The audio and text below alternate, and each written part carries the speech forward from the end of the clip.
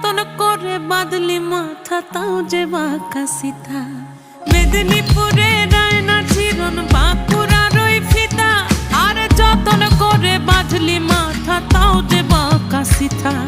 পেছ পাড়ি